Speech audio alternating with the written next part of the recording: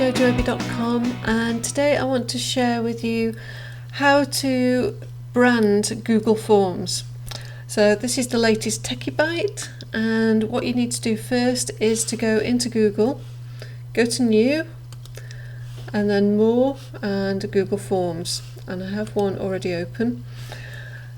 So you first go up to the top here and it's got edit questions and then change theme, and then you will get a list of themes that are pre-made. Now some of these are great, there's nothing wrong with them at all. You know, it's got a nice cute header, it's got nice fonts, nice colours, and there's lots of different ones.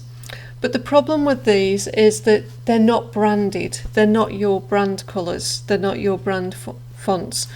So when you want to set up a form and collect information, or whenever you're using these forms, if you're using it for business, you need to have it branded because you want people to recognise it's yours.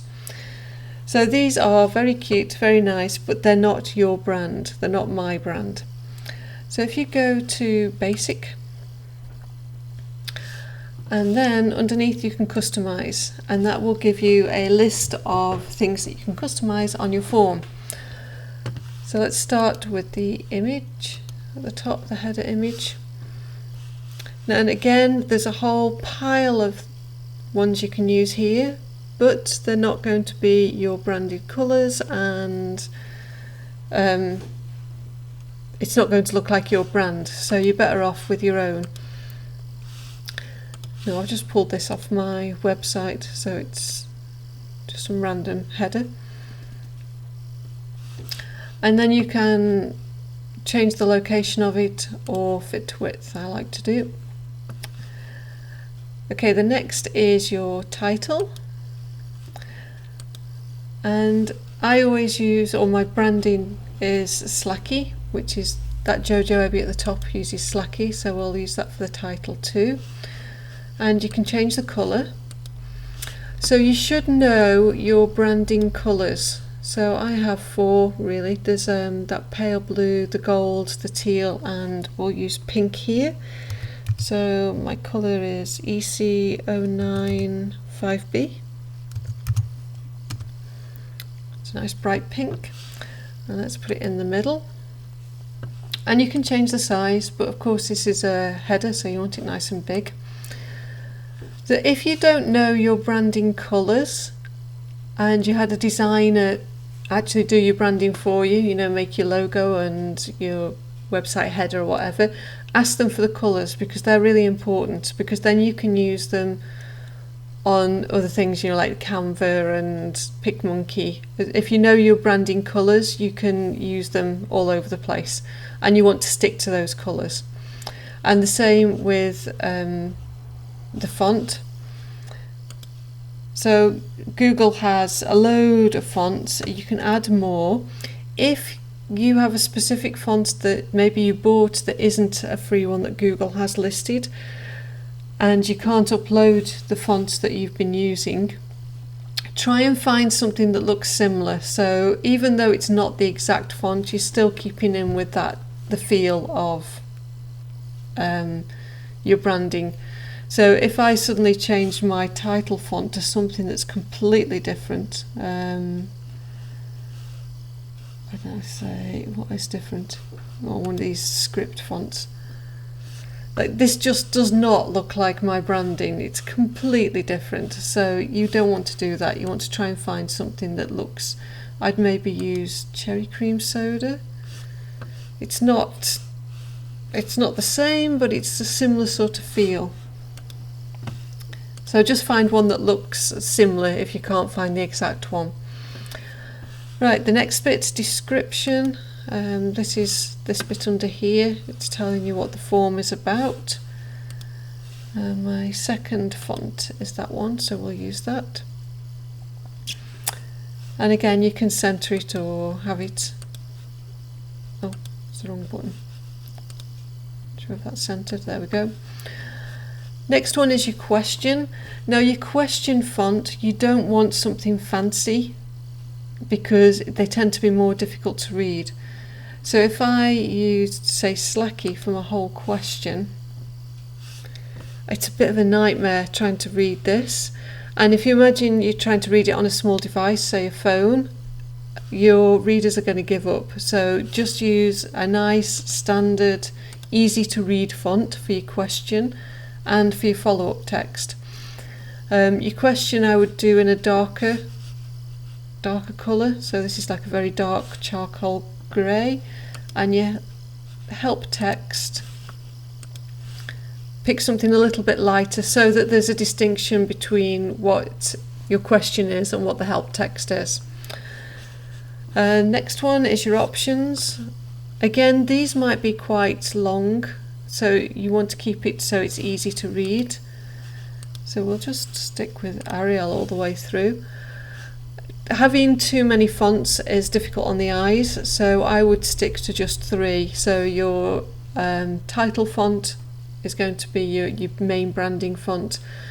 If you've got a second font that you use for your branding, you could use that as the description, and then just keep the rest as something nice and easy to read. So that was the options. So that's all your fonts done, and then the next bit is your form background. Now this is the white bit that's here. I'll just show you by changing it to something horrendous. Let's have purple. Now that is going to be really difficult for your readers to read. It's horrible, it makes your eyes go funny. So really for your form background, you're better from a designer point of view picking a very pale colour, something that's easy to read. So the contrast between your fonts, your writing and the background is quite high. If you have a dark background with white or light writing on it, it looks cool, but as soon as you start reading it, it does your eyes in. So steer clear from that. Yeah, it might look really great, especially for, you know, like Halloween or something, but it's difficult to read because your eyes are not used to that contrast that way round. They're used to reading things on a light background. So stick with a light background and darker fonts. And then your page background, you can choose an image. Let's have the polka dots.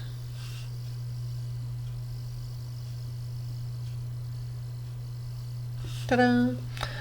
And this polka dot is what I use on my website as part of the branding. So, you know, as soon as people click through to that, they recognise it's me. And you can tile it, or so the actual image is, I think it's 1000 by 1000 pixels. So it's just brought the image up there. You'd need a really big image to cover the whole of the background. You could also just add a colour, so you could just, that is horrid, do bright pink, or you could tile the image and, you know, have a seamless tile, so that looks quite nice. So that is it really. If you want to look at what it looks like once you're done, you can view the live form. So this is what your users will see when they click through. So you want, your background doesn't need to be something really distracting, something fairly calm and basic. Even just the blank, you know, having the background as a plain colour works, especially if it's one of your branding colours. But perhaps not the bright pink. Maybe I'd use the teal by itself, or the pale blue. And that is it. So you know that when somebody clicks through to one of your forms, it's you. You are all over that form, and that's what you want because it's going to build up your brand recognition. So it doesn't matter what you're doing, you need to have everything that you're doing branded. So this is an easy way to do it. That wraps it up. If you liked this video, if it was helpful, please give me a thumbs up and subscribe to the channel so that you don't miss any other Techie Bytes. And if you want to know more about me, you can pop over to jojoebi.com, find out what I am up to. And if you want to connect with me anywhere on social media, just put in jojoebi and you'll find me. I'm all over the place. Right, thank you for joining me, and I will see you soon.